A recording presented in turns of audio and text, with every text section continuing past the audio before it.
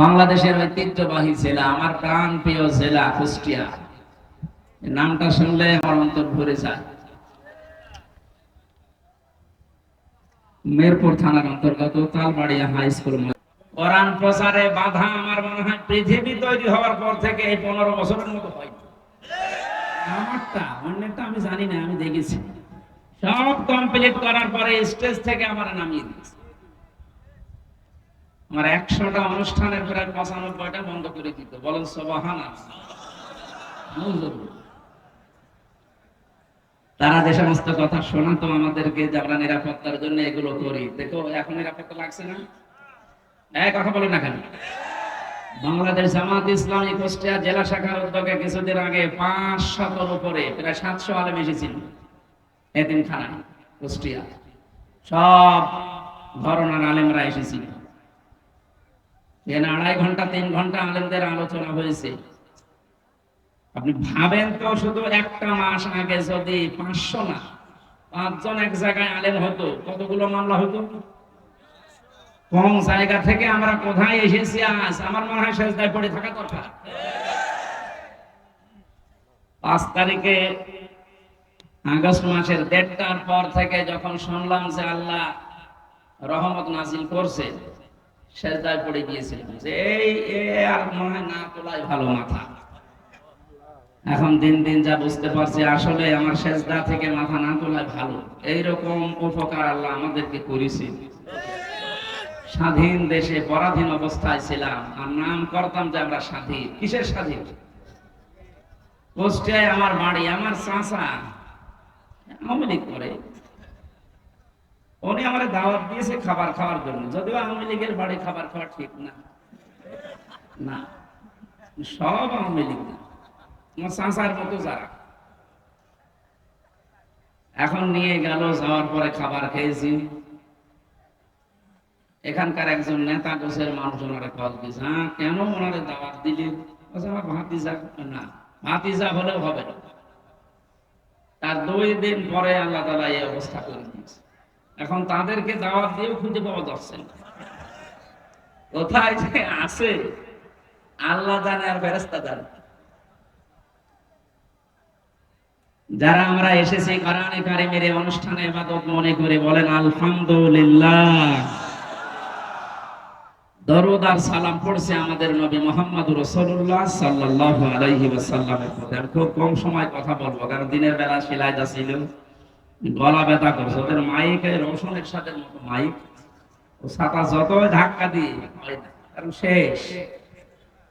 আজকেরটা মনে হয় ঠিক আছে। এই মাইক কোথাকার? মেরপুর। এই মাইকটা আশপাশে অনুষ্ঠান হলে নেবে, এটা ভালো আছে। আমি যেই কথাই বলবো এখন থেকে, পরের শব্দ থেকে একটা শিক্ষা নিয়ে তারপরে সামনে যাবো ইনশাআল্লাহ। আল্লাহ রাব্বুল আলামিন বলেন, ইয়া আইয়ুহাল্লাযীনা আমানু আতিউল্লাহা ওয়া আতিউর রাসূলা ওয়া উলিল আমরি মিনকুম ইলা আখিরি আয়াত। সূরা নিসা 5 নম্বর পারার 6 নম্বর পৃষ্ঠার 9 নম্বর লাইনের 59 নম্বর আয়াতের প্রথম অংশে আছে তাফসীরে ফি জিলালিল কোরআন। কত আলেম এখানে বসে আছে।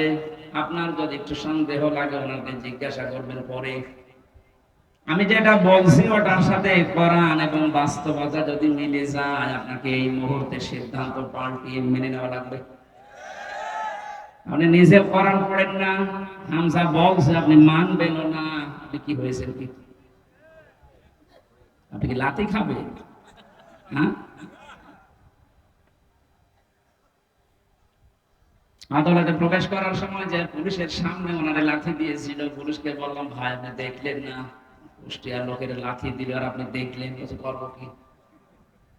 যে লোকটা লাথি দিয়ে বেরিয়ে গেল, ওরে ধরতে পারলেন না, ধরবো কি করে? ওরে তো আমি ব্যবস্থা করে দিয়েছি। কারণ জালেমদের বিপক্ষে শুধু মানুষ না, সৃষ্টি জগৎ সব এবং আল্লাহ নিজে। অনেকে মনে করে যে জালেমরা এত কিছু করে, কিছুই তো হয় না। আলা তাহসাবান্নাল্লাহা গাফিলান আম্মা ইয়ামালু যালিমুন। সূরা ইব্রাহিমের 42 নম্বর আয়াতের প্রথম অংশে আছে, আল্লাহ পাক বলেন, হে পৃথিবীর মানুষেরা, কি ধারণা করো যে জালেমদের সম্পর্কে আমি কোনো খোঁজ রাখি না, আমি গাফেল? না, ওদেরকে আমি ছাড় দিয়েছি। এ পৃথিবীর সবচেয়ে বেশি তীক্ষ্ণ নজর আমি রাখি জালেমদের উপরে। ঢিল দেই কেন? ইন্নামা নুওয়াল্লিহিম লিয়াজদাদু ইসমা, যেন ওদের পাপটা পরিপূর্ণ হয়ে যায়। ওয়ালাহুম আযাবুম মুহিন, পাপ পরিপূর্ণ হয়ে গেলে আমি ওকে নিকৃষ্টতম যন্ত্রণাদায়ক অপমানকর শাস্তি দিতে পারবো। এর বাস্তব প্রমাণ আপনি দেখেন, কালামানিক বিসি পর্যন্ত উড়ে গেছে, বিসি উড়ে যায়নি। তার কত অপমান হবে বলেন? একজন বিচারপতি ছিল, তার যদি বিসি উড়ে যায়। এই যে মহিন দিয়েছেন আল্লাহ, আযাবুল মহিন, অপমানজনক শাস্তি দেব। আমার মনে মনে খুশি আমি এই কারণে যে এই বাংলাদেশে যদি আল্লাহ আর কিচ্ছু না দেখায়, এই লোকটাকে আল্লাহ যা দেখাইলো আমি শান্তি পেয়ে গেছি। হ্যাঁ, সত্যি বলছি, আমি শান্তি পেয়ে গেছি। কারণ এই লোকটা কোরআনে পাখি আল্লামা দেলাওয়ার হোসেন সাঈদী রহমাতুল্লাহ আলাইহি তার বিরুদ্ধে একা একা সিদ্ধান্ত নিয়েছে। অন্যগুলো কিন্তু বলতো না, আমরা তো অপরাধ পাই না, কিভাবে? বলে না, দেওয়া লাগবে। আল্লাহ মনে হয় এই কারণে কলার পাতায় শুনিয়েছে। মানুষ তো মরে গেলে কলা পাতায় জীবিত অবস্থায় শুনেছে। এই জানে জালেমদের সম্পর্কে কিন্তু খুব তীক্ষ্ণ নজর আল্লাহ। কোন মানুষ যেন জালেম হয়ে যাবেন না। যা বলছে এবার মিলান।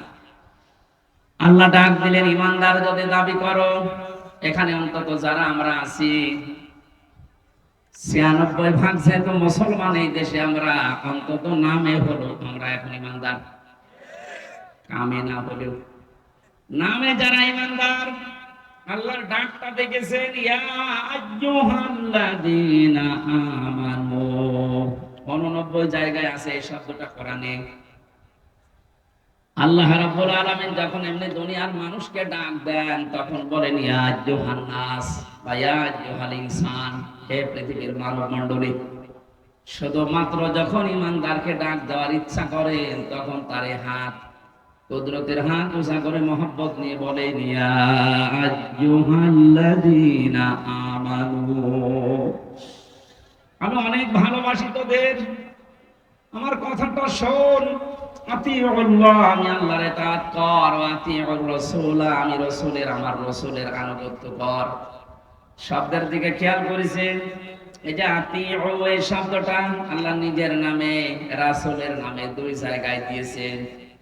এটা ফেল, এটা ভার্ব, এটা ক্রিয়া। উলিল আমরি মিনকুম এর আগে আল্লাহ আতিউ দেননি। আমি যত তাফসীর মিলিয়েছি, মুফাসসিরিন ইকরাম জানাতে চেয়েছেন, সবাই এক বাক্যে একভাবে মত দিয়েছেন, আল্লাহ রাসূলের আনুগত্য করা লাগবে, কোনো প্রশ্ন করা যাবে না, আপনার বুঝে আসুক বা না আসুক। কিন্তু উলিল আমরি মিনকুম দেওয়ার আগে কেন আতিউ দিলেন না? কিয়ামত পর্যন্ত তো রাসূলুল্লাহ দুনিয়ায় থাকবেন না, উলিল আমর আসবে। নেতৃত্ব দেওয়ার মানুষগুলো একটা একটা করে আসতেই থাকবে। এটাকে যদি কেউ মেনে চলতে চায়, মাস্ট বি, তাকে দেখা লাগবে আগে বর্ণিত আল্লাহ রাসূলের গুণাগুণ এই লোকটার ভেতরে পাওয়া যায় কিনা। আল্লাহ রাসূলের অনুসরণ যদি ওই লোকটার ভেতরে পাওয়া যায়, আপনাকে মাস্ট বি মেনে নেওয়া লাগবে তাকে। আল্লাহ রাসূলকে মানা যেমন ফরজ, উলিল আমরকেও মেনে নেওয়া ওই সময় ওইরকম ফরজ। কিন্তু শর্তটা এই, দেখতে হবে লোকটা আল্লাহ রাসূলকে মেনে চলে কিনা। প্রাণ প্রিয় কুষ্টিয়াবাসী, একটু নিজের সাথে মিলাবেন এবার। সামনে যেটা আসতেছে, এটা অনেকে দুনিয়ার বিষয় বলে রাজনীতি মনে করে এড়িয়ে যেতে চান না। এটা দুনিয়ার বিষয় না, এটা আখিরাতের সাথে সম্পর্কিত। আমি কোরআনের চোখ, হাদিসের চোখ লাগিয়ে দেখতে পাচ্ছি, এটার দ্বারা হাজারো মানুষ জাহান্নামী হয়ে যাচ্ছে। আজকে সেলাইদাতে আমি দ্বিতীয় পয়েন্টটা বলেছিলাম, কিয়ামতে আল্লাহ বিচার ব্যবস্থা যখন আরম্ভ করবেন, প্রথম ধাপ, দ্বিতীয় ধাপ, প্রথম ধাপে একা একা ডাকবেন, ডাকবেন আল্লাহ, তখন আর একা ডাকবেন না। ইয়াউমা নাদউ কুল্লা উনাসিন বিইমামিহিম। সূরা বানী ইসরাঈলের ৭২ নম্বর আয়াতের প্রথম অংশে আছে, আল্লাহ বলেন কিয়ামতের ময়দানে প্রতিটি মানুষকে আমি ডাকবো তার ইমামের সাথে, তার নেতার সাথে। কার সাথে? বলেন বলেন। আগে নেতা, এরপরে কর্মী। কুষ্টিয়াবাসী, বিবেক যদি আপনার এখনো জাগ্রত থাকে, যদি কুকুরে পেশাব করে না দেয়, ভালোভাবে চিন্তা করেন, আগে নেতা, এরপরে আপনি। আপনি বলেন তো আপনার মন থেকে, আপনি যারা আদর্শ মেনে চলেন, যাকে আপনি রায় দেবেন, ভোট দেবেন, এটাকে তো একটা ইবাদত। অনেকে মনে করে ভোট এসবটা কোথায় আছে, এদিকে আসেন। তাফসিরে মারিফুল কোরআনে আল্লামা শফি রহমাতুল্লাহ আলাইহি উনি সূরা নিসা ৫৮ নম্বর আয়াতের ব্যাখ্যা করতে গিয়ে আমানাত, এই বহুবচন শব্দের ব্যাখ্যায় তিনি আমানত মানে ভয়কাট্য ভোট লিখেছেন। কারণ এটা একটা রায় দিচ্ছেন, আপনি সমর্থন জানাচ্ছেন, সহযোগিতা করছেন। মাইয়াশফা শাফাআতান হাসানাতাই ইয়াকুল্লাহু নাসীবুম মিনহা ওয়া মাইয়াশফা শাফাআতান সাজ্জিয়াতাই ইয়াকুল্লাহু কিফলুম মিনহা ওয়া কানাল্লাহু আলা কুল্লি শাইইন মুকিতা। বলেন আল্লাহু আকবার।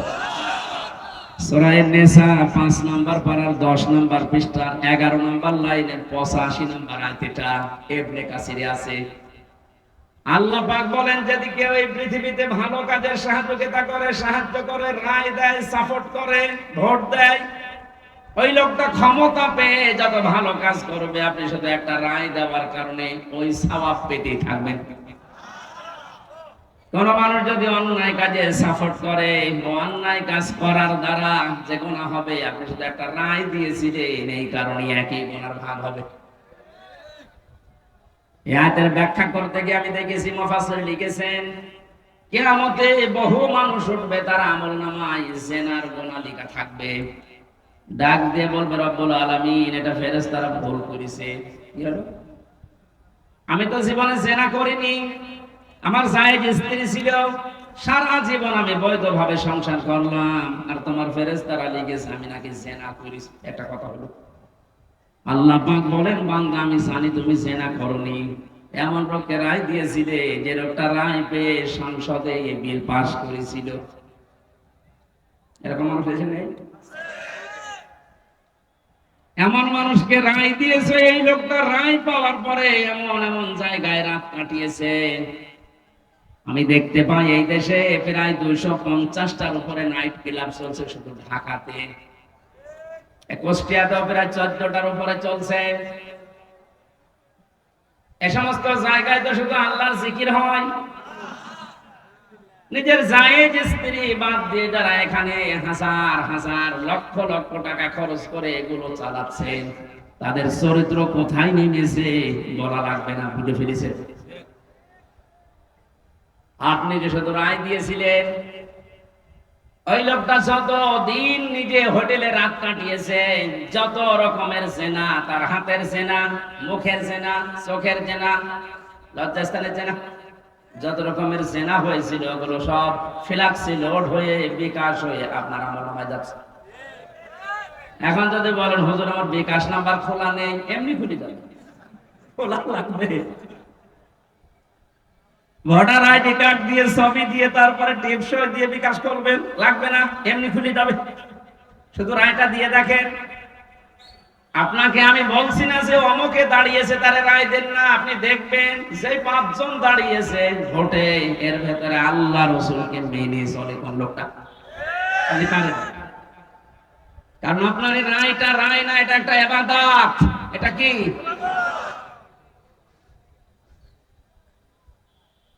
কত সুন্দর ভাবে আল্লাহ আতিউ শব্দটা নিজের নামে রাখলেন। রাসূলের নামে রাখলেন কিন্তু উলিল আমরের আগে রাখেন নাই। এই কারণেই রাখেন নাই, কারণ আল্লাহ জানে বহু মানুষ আবেগে আন্দাজে অনুসরণ আরম্ভ করে দিবে। কোরআনে কারীম জানাচ্ছে ইত্তাবিউ মা উনজিলা ইলাইকুম মির রাব্বিকুম ওয়া লা তাত্তাবিউ মিন দুনিহি আউলিয়া কলিলাম মা তাযাক্কারুন। সূরা আরাফের 3 নম্বর আয়াত, 8 নম্বর পারার 10 নম্বর পৃষ্ঠার 3 নম্বর লাইনে এটা আছে। আল্লাহ পাক বলেন সবাই মিলে অনুসরণ করো, অনুকরণ করো যেটা তোমাদের প্রতি তোমাদের রব নাযিল করেছে। অকুষ্টিয়াবাসী আমরা এক বাক্যে স্বীকার করি আমাদের রব আমাদেরকে দিয়েছেন কোরআন। কথা বলেন না কেন? কোন সন্দেহ আছে এর ভেতরে? তাহলে অনুসরণ করা লাগবে একা একা না, সবাই মিলে। ইত্তাবিউ বহু বছর, এই জন্যই তো আহ্বান জানাচ্ছি। নয়তো আমি একা একা মেনে যদি জান্নাতে যেতে পারতাম আপনাদের জীবনও ডাকতাম না। এই যে কোরআন শরীফ আমি হাতে নিয়ে বলছি, সত্যি যদি আল্লাহ এখানে 1 বছর দিত যে অনুসরণ কর তোরা জান্নাত দিয়ে দেব, আপনাদেরকে আমি জীবনও বলতাম না। কারণ আমার বাবার যা আছে আমার যা আছে আমি কিচ্ছু না করলে অন্তত মরণ পর্যন্ত আমার কেটে যাবে। আমি একা তো জান্নাতে যেতে পারছি না, আপনাকে আমার বাঁচানো লাগবে। قل هذه سبيلي أدعو إلى الله على بصيرة أنا ومن اتبعني إلى آخر آية। সূরা ইউসুফের 108 নম্বর আয়াতে আছে আল্লাহ পাক বলেন নবী আপনি বলেন এইটাই আমার পথ, এটাই আমার।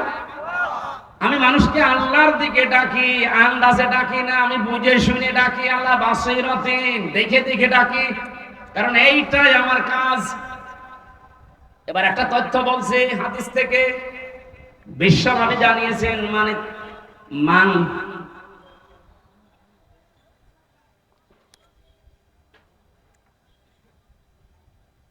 ওমান দাআ ইলাইহি হাদা। এখানে আরবি গ্রামার যারা বসে ওদেরকে জিজ্ঞাসা করেন, দাআ এক আলিফ টান আছে, ওমান দাআ ইলাইহি হাদা। কেউ যদি কোরআন দিয়ে মানুষকে ডাকে আল্লাহ নিজে তাকে হেদায়েতের উপরে রাখে। আমি এমনিতে ঝুঁকিপূর্ণ পথ বেছে নেইনি। 3টা বছর জেলখানায় থাকার পরে তো সিদ্ধান্ত নিতে পারতাম না যে যা করছে করুক, লা ইলাহা ইল্লাল্লাহ পারতাম না। আমার বাবার যা আছে সত্যি কথা বলছে, আমি একা আমার কিন্তু চলে যেত। কিন্তু এই রক্ত পিচ্ছিল পথে আমি বেছে নিয়েছি। আল্লাহ পাকের ঘোষণা যে আমি যদি হেদায়েতের উপরে থাকতে চাই, কোন গাছতলায় বসে, আস্তানায় বসে, খানকায় বসে হেদায়েতের উপরে থাকা যাবে না। হেদায়েতের উপরে থাকতে হলে দাঁড়া আল্লাহর দিকে কোরআন দিয়ে মানুষকে ডাকা লাগবে। আমি যদি ডাকতে পারি আল্লাহ নিজে দায়িত্ব নিয়ে আপনাকে রাখবে হেদায়েতের উপরে। আর যাদেরকে আমি ডাক দেব তাদের অবস্থা কি? ফাকাদ হুদিয়া ইলা সিরাতিম মুস্তাকিম। এই যে আলেম যারা আছে ফা দিলেন কেন এখানে? কদ নিলেও তো অর্থ হয়ে যেত, আবার কদ বাদ দিয়ে দিলে অর্থ হয়ে যেত। ফা শব্দটা প্রায় 19টা অর্থে ব্যবহার হয় বালাগাত মান থেকে। এটা তার ক্লাস চলছে না মাদ্রাসার, যে আমি একেবারে ভেঙে ভেঙে বলবো। এতটুকু বলতে পারছি, আল্লাহ এত বড় কঠিন শব্দ নবীজিকে দিয়ে বলিয়েছেন, ফাকাদ হুদিয়া ইলা সিরাতিম মুস্তাকিম। কোরআনের ডাকে যদি সত্যিই কেউ বুঝে শুনে সাড়া দিয়ে দেয়, আল্লাহ নিজে তাকে সিরাতে মুস্তাকিম নসিব করে দেয়। আমি আজকে ডাক দেব, আমি থাকতে চাই হেদায়েতের উপরে, আর আমি আন্দাজে ডাকি না, আমি বুঝে শুনে ডাকি। আর আপনারা সাড়া দেবেন, আপনাদেরকে আল্লাহ জান্নাতের পথ দেখিয়ে দেবে। জান্নাতের পথ দেখানোর দায়িত্ব হামজার কার? বলেন বলেন। আল্লাহ যদি এতটুকু শেষ করে দিতেন, আলা বাসীরাতিন, না আনা ওয়া মান ইত্তাবা'আনি, এটা আমার কাজ এবং আমাকে যারা অনুসরণ করে, আমার উম্মত বলে যারা দাবি করে, কিয়ামত পর্যন্ত তাদেরও আমি আল্লাহর দিকে মানুষকে ডাকা লাগবে। এজন্য শব্দটার দিকে খেয়াল করে আমি ডাকতেছি, ইত্তাবিউ, আমরা সবাই অনুসরণ করতে চাই। কোন বাবার অনুসরণ না, কোন পীর সাহেবের অনুসরণ না, কোন দাদার অনুসরণ না, আমি অনুসরণ করব সবাই মিলে কোরআনের। আরো জোরে। আল্লাহ এতটুকু শেষ করলেন না, আরেকটু বাড়িয়েছেন, ওয়ালা তাত্তাবিউ, অনুসরণ করা যাবে না, মিন দুনিহি আউলিয়া, ওলির বহু বচন আউলিয়া। এ দুনিয়ায় কোন ওলি আল্লাহর অনুসরণ করার দরকার নেই। এই শব্দটা শোনার পরে মনে হচ্ছে আল্লাহ তার ওলিদের বিরুদ্ধে। না মানে বাংলা অর্থ করেন তো কি করেন? ওয়ালা তাত্তাবিউ মিন দুনিহি আউলিয়া, কোন ওলির অনুসরণ দরকার নেই। আল্লাহ একজন ওলিকেও বাদ দেয়নি, সব শেষ। বাংলা অর্থ করলে মনে হচ্ছে আল্লাহ তার ওলিদের বিরুদ্ধে। না, ব্যাখ্যায় গিয়ে দেখলাম আল্লাহ এই জন্য নিষেধ করেছেন, কারণ আল্লাহ ভালোভাবে জানেন পৃথিবীতে বহু মানুষ এমন আসবে ওরা আল্লাহর চাইতে ওদের আব্বাকে বড় মনে করবে, যেটা শুরু হয়েছিল।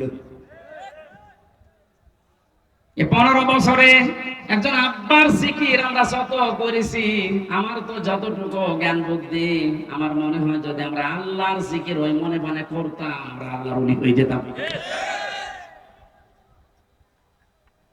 আল্লাহ তাহলে ওলিদের বিরুদ্ধে না, আল্লাহ বলতে চেয়েছিলেন এইটা যে অনেকে আবেগে আল্লাহরে বাদ দিয়ে আব্বাকে উপরে তুলে ফেলবে। এটা আল্লাহ সব বাদ দিয়েছেন, সব বাদ দেন। কলিলাম মা তাযাক্কারুন। আল্লাহ আফসোস করছেন, না আমার এই কথাগুলো শোনার পরে বিশ্বাস করা দূরের কথা, অধিকাংশ মানুষই মুখ ফিরিয়ে চলে যাবে।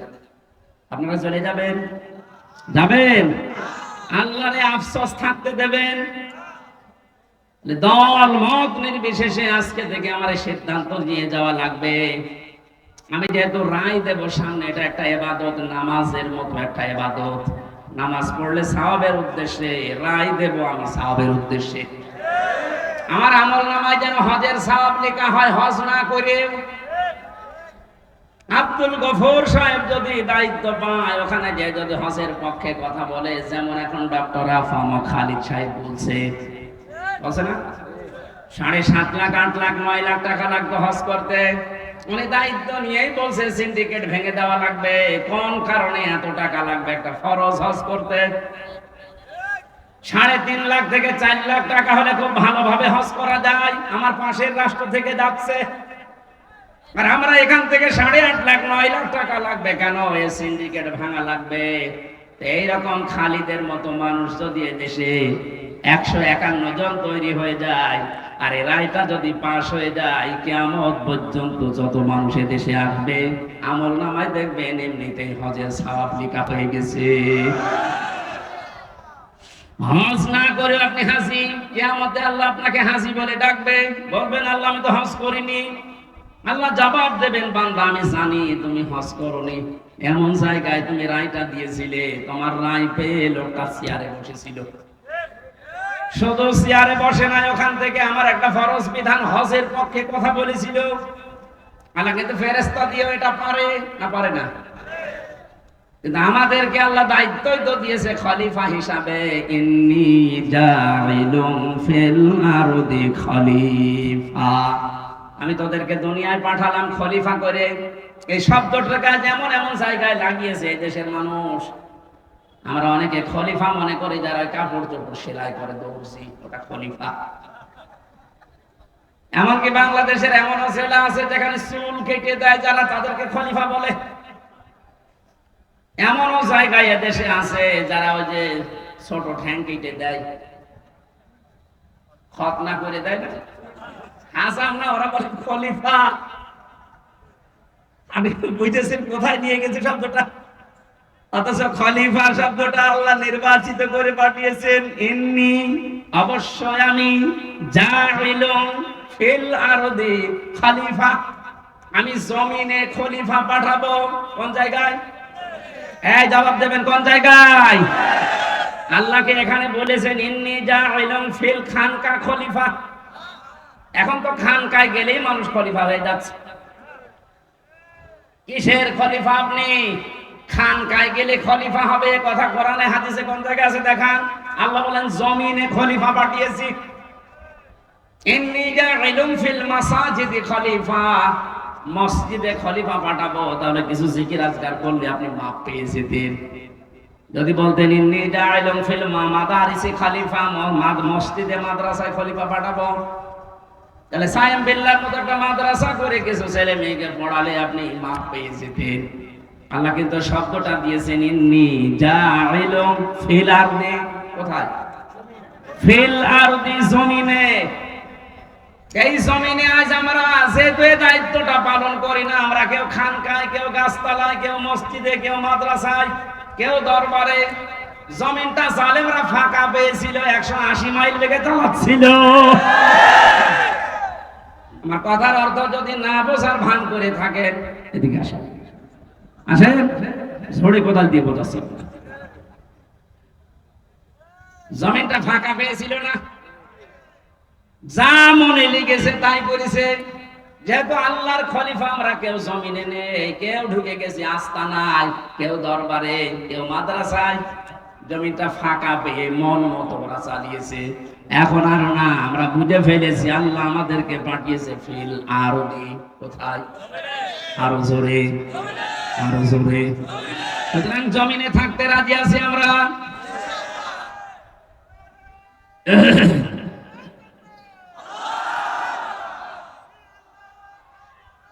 আলহামদুলিল্লাহ।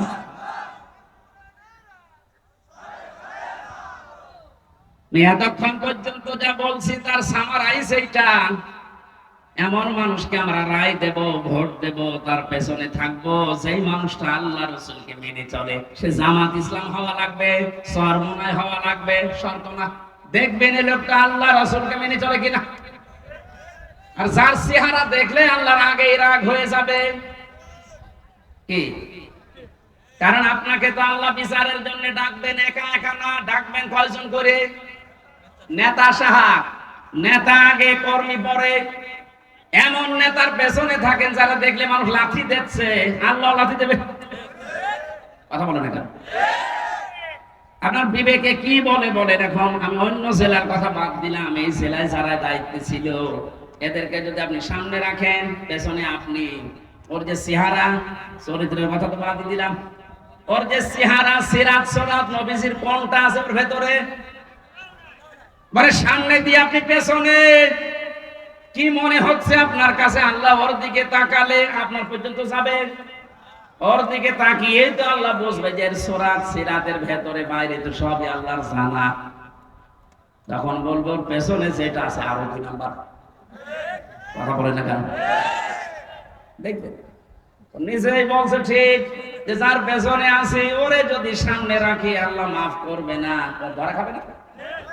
আপনি তো ধরা খেয়ে বসে আছেন, এখনো বলছে ঠিক।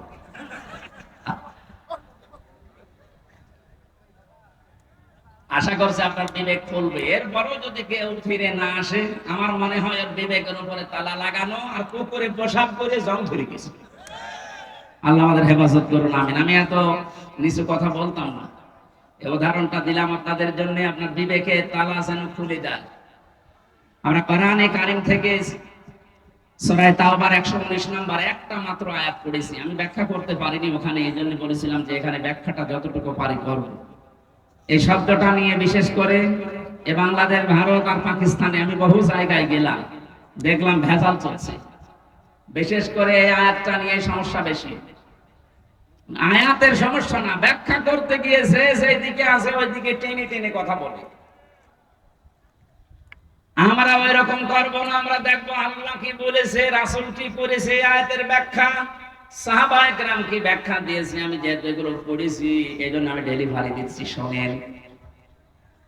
আল্লাহ পাক জানিয়েছেন, ইয়া আইয়ুহাল্লাযীনা আমানুত্তাকুল্লাহা ওয়া কুনু মা'আস সাদিকিন।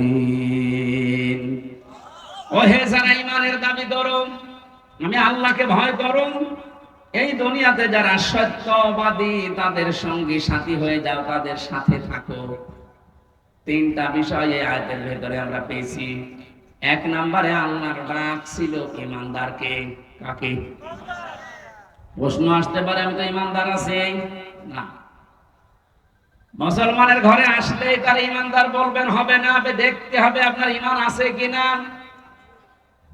কোরআনে কারিমে আল্লাহ যতবার ইমানের কথা জানিয়েছেন আমি প্রত্যেকবার দেখেছি তোমরা যারা ঈমান পেয়েছো তারা শোনো, এ কথা নেই। আল্লাহ বলেছেন তোমরা যারা ঈমান এনেছো তারা শোনো। আমরা কি ঈমান এনেছি না পেয়েছি? হ্যাঁ, না না, আমরা তো পেয়েছি, আমরা ঈমান আনতে পারি না এখনো। ঈমান এনেছিল হযরত বেলাল, ঈমান এনেছিল হযরত খাব্বাব।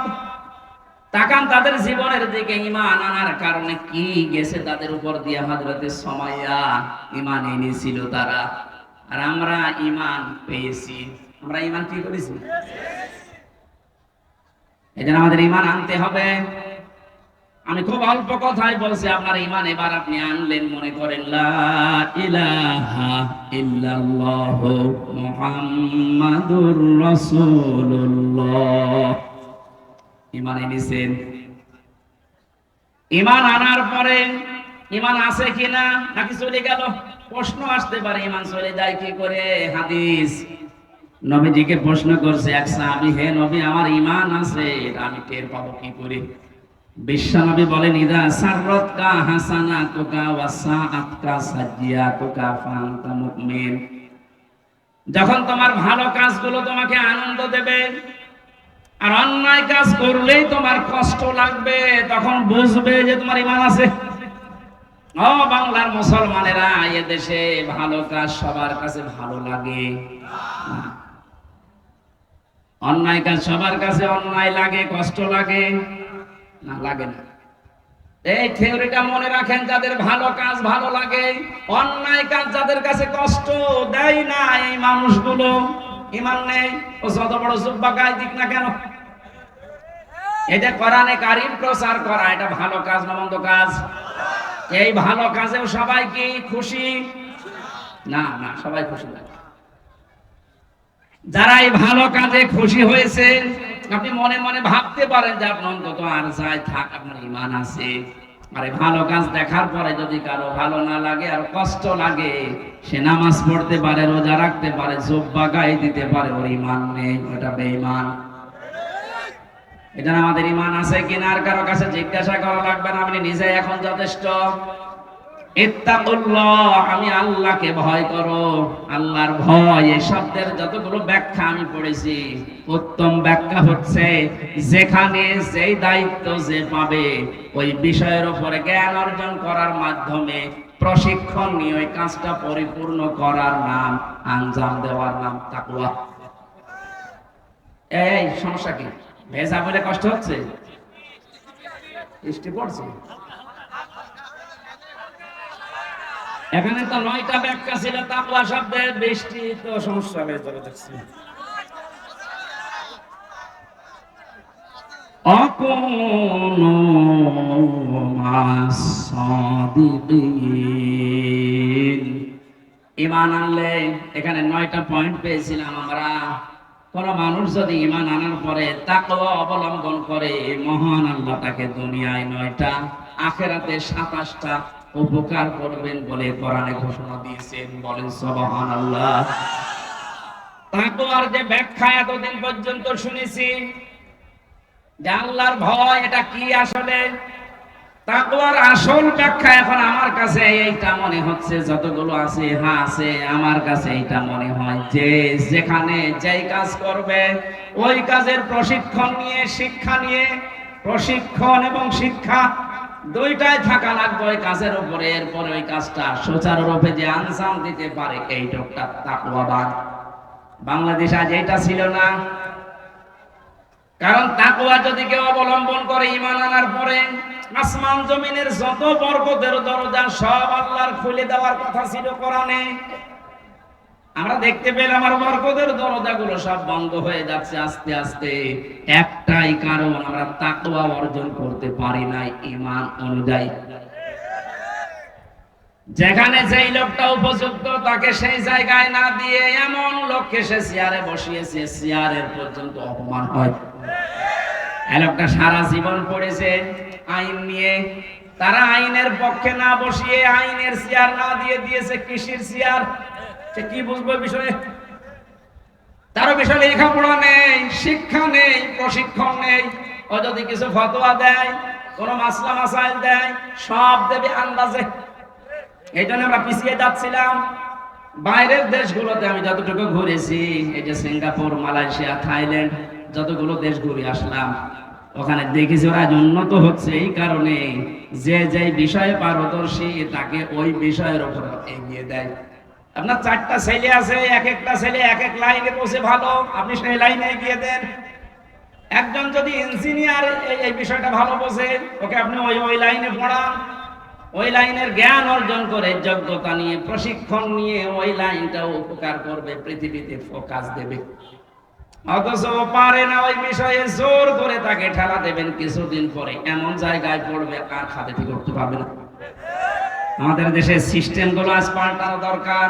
যে যে বিষয়ে পারদর্শী, ভালো বোঝে, এগিয়ে যেতে চায়, তাকে ওই দিকে এগিয়ে শিক্ষা দিয়ে, প্রশিক্ষণ দিয়ে ওই কাজটা সুচারুরূপে আঞ্জাম দেওয়ার সুযোগ করে দেন, দেশ দাঁড়িয়ে যাবে। এটা দিয়ে দেয়নি আমরা, এই কারণে দরবেশ, এই কারণে দরবেশ এটা আমরা দিতে পারিনি। ওর যে সূরাত আর সিরাত পুরাটাই পাল্টিয়ে গেছে। আমার মনে হয় আজরাইল ফেরেশতা ওরা চিন্তা পারত না। ওর যে অবস্থা, দরবেশ থেকে ধরবেশের যে অবস্থা একেবারে নম হয়েছিল, প্রশাসন পর্যন্ত চিনতে পারে নাই। চিনবে কে? ফেরেশতা আজরাইল এসে যদি বলে, ভাই তুমি কে, তুমি কি আসলে সে দরবেশ? যদি না, আমি নৌকার মাঝি, তারপরে ছেড়ে দিলাম। আমার ভাইরা, এই জন্য আমাদের তাকওয়া হচ্ছে না। তাকওয়া যারা অর্জন করেছিল ওই মানুষগুলোকে আল্লাহ দুনিয়াতে কি কি উপকার করেছিলেন। কোরআনে কারীম বলেছে, এই পৃথিবীতে কেউ যদি তাকওয়া অর্জন করতে পারে, ওই মানুষ যদি বিপদেও পড়ে, এমন জায়গা থেকে আল্লাহ তাকে সাহায্য পাঠাবে, লোকটার ধারণাও ছিল না এখান থেকে সাহায্য আসতে পারে। সত্যবাদী যারা, তাদের সাথে যেহেতু থাকার জন্য আল্লাহ নির্দেশ দিচ্ছেন, সত্যবাদী মনে করে আমরা মনে করি এই যে বিশাল চোপাচার গায়ে আছে, পাগড়ি মাথায় আছে, হাতে তসবিহ আছে, মসজিদ, মাদ্রাসা, খানকা ছাড়া কিচ্ছু বোঝে না, এই সত্যবাদী না। কোরআনে কারিমে আয়াতের ব্যাখ্যা আছে সূরা বাকারার 177 নম্বর আয়াতে আল্লাহ পাক জানিয়েছেন, কেউ যদি সত্যবাদী তার ঈমানের দাবিতে হতে চায়, 10টা কাজ তাকে দুনিয়ায় আঞ্জাম দেওয়া লাগবে।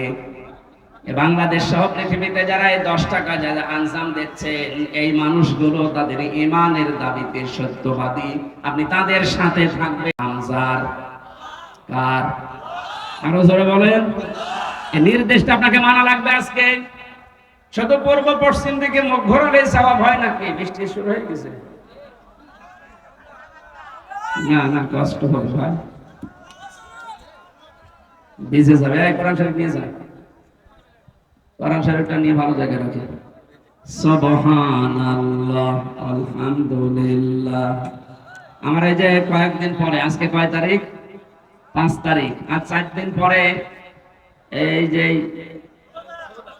16 দাগ ভেড়ামারার ভেতরে, ভেড়ামারার 16 দাগ, ওখানে আমার মাহফিল আছে রাত 9টা থেকে 11টা পর্যন্ত। ওখানে যাবেন, আমি 9টায় থাকবো। এই যে মইনুল ভাই আছে, উনিও থাকবেন। পরিবেশ এখন কি হবে বলতে পারছি না, কারণ এখন মাহফিলের সময় না। এই 14-15টা জেলায় যারা দায়িত্বে ছিল আমরা ঢুকতেই দেয়নি। এই জন্য ডেট গুলো সব আমি দিয়েছিলাম চট্টগ্রাম, সিলেট, ওই সমস্ত বিভাগে।